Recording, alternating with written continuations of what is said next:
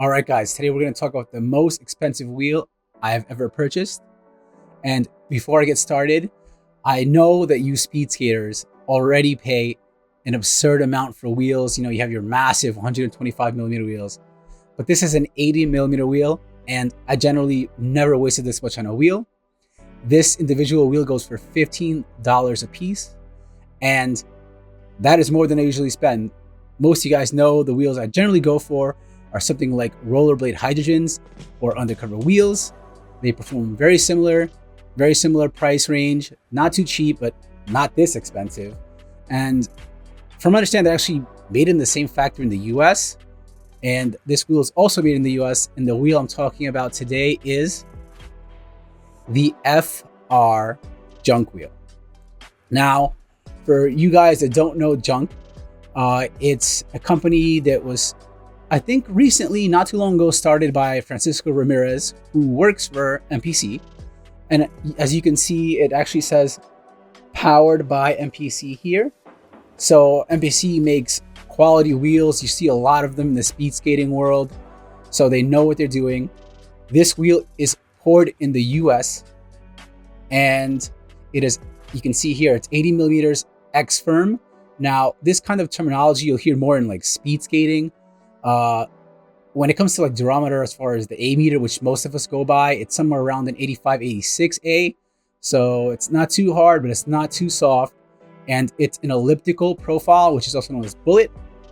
But what I find interesting about this wheel is that I don't know if it's intentional, but I couldn't help but notice that the top is flattened. As you can see, the top of the wheel is a bit flattened down significantly to the point where you can see, like, you know, the seams, the corners of the flat spot. So it is a bullet profile with a flat top. Now let's talk about the wheel a little more. It's natural urethane. There's no coloring in this. As you can see, it's like it's not transparent, but it is translucent. And the natural urethane with no pigmentation is set to directly affect its performance because the formula is truer with less additives. So, you know, you can't make a wheel review without actually using it. So a while ago, if you guys follow me on Instagram, I bought these wheels and I made a post about it. And as you can see here, stop spinning. I have these wheels on my FR spins. So I have these wheels on my FR spins and I've been using them for about maybe 2-3 months now. And as you can see here, they have significantly been worn down. The gap between the wheel is pretty big. And the graphics are pretty gone. So let's talk about how the wheel's worn in and its performance. So off the bat, when I first use them, I generally have the issue when I have like new wheels that they're really sticky. So you guys will get a fresh pair of wheels and you'll try to do your usual slides and all those cool stuff, and you find that it's a lot harder and the wheels stick like hell. I hate new wheels for that reason. And I don't know if it's because of the natural pour and lack of pigmentation, but these wheels didn't really go through that phase. I was able to get away with most of my slides, even though they were fresh. And I don't know if it has to do with this weird kind of elliptical flattened top profile, you know, the flattened top maybe, or if it's because it's the natural urethane. They didn't stick when they were fresh. If they did, it was very minimal, so I was very happy. There was no breaking period. I just skated like nothing changed. They're really bouncy, good rebound. I will do like a bounce test where I throw it at the ground and you see it come right back nice and fast, but I'd probably miss and this will hit my camera or a screen, so I will refrain from doing that. The hubs are pretty good, the cores. So sometimes, you know, you won't see this with expensive wheels, especially if you know they're made in the US wheels. When you buy cheaper wheels like made in China wheels, you also find that sometimes when you put it in the bearings to the center of the wheel, they don't sit properly, and you'll have these moments where you can actually see the bearings protrude too much or they'll shift. None of that. You get what you expect out of an expensive wheel. Really, you know, I don't know if it's high or low tolerance, but they're really made good, made well, close eye to detail, no problems. As far as the wheels wearing, you know, they're really expensive wheels, and You don't want to be buying them all the time. So how do they wear? I've had these wheels on these skates for about the last 3 months, maybe. I haven't been skating too much in the last month, but I definitely put them to use. As you can see here, you know, my finger fits between all the wheels. The graphics are pretty gone, and that is not the original profile to the wheel. So how do they wear? They worn pretty well. I'm not disappointed in how they wear. And you can see that it's a good consistent pour. So when you buy cheaper wheels, you'll notice that when you actually look at the worn-in wheel, you'll see like a pitting and cracks in the wheel.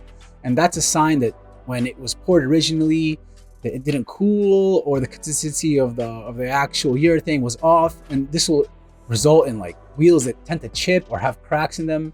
If you ever had a wheel completely chip off, it's because you're buying cheap wheels. Good wheels tend not to do that. And I don't know if I can get it in focus. As you can see, it's still pretty solid. The urethane doesn't really, can we get you in focus? You know, there's no real like cracks or chips in it. Nice and consistent. And that's what you want to see in a quality wheel. We paid a lot, $15 per wheel. We got what we wanted. Pretty happy with these wheels. Now, did these wheels perform, you know, significantly better than something like a hydrogen or an undercover wheel? And was it worth the $15 per wheel? Once again, this is expensive for freestyle wheels. It is the most that I've ever paid. So yeah, I feel like they performed essentially like hydrogen wheels, to be honest, or undercover wheels, but with the added benefit that initially I didn't go through that grippy phase. I was able to put on these wheels and there was no break-in period. But besides that, the actual performance upgrade might be so minimal that it could be just like a placebo effect. You know, I paid a lot, so I expect a lot from them.